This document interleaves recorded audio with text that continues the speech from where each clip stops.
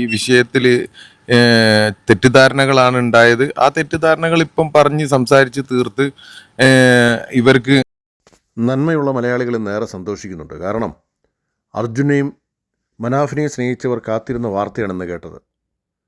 തൻ്റെ ആത്മസുഹൃത്തായ അർജുനെ കാണാതായ 72 ദിവസം തോരാ മഴയത്തും മനാഫ് കാത്തിരുന്നതും അർജുനെ കണ്ടെത്തിയതിന് ശേഷം മനാഫിനെതിരെ ഉയർന്ന ആരോപണങ്ങൾ മനാഫിനെയും അർജുനെയും സ്നേഹിച്ചവരെ സങ്കടക്കടലിലാഴ്ത്തിയത് നമ്മളൊക്കെ കണ്ടതാണ്. അപ്പോഴൊക്കെ അർജുൻ്റെ കുടുംബത്തെ തള്ളിപ്പറയാതെ, അർജുനെതിരെ ഒരു വാക്കുപോലും പറയാതെ മനാഫ് തൻ്റെ സ്നേഹം കേരളത്തിൻ്റെ മുന്നിൽ തുറന്നു കാണിച്ചു. അപ്പോഴും സംശയത്തോടെ കണ്ടവർക്കൊക്കെയുള്ള മറുപടിയായിട്ടാണ് ഇന്ന് മനാഫും അർജുൻ്റെ കുടുംബവും മീഡിയയ്ക്ക് മുന്നിൽ വരുന്നത്. ഞങ്ങളൊന്നാണ്, ഞങ്ങളെ പിരിക്കേണ്ടത് വർഗീയ വിമുക്ത കേരളാക്കണം.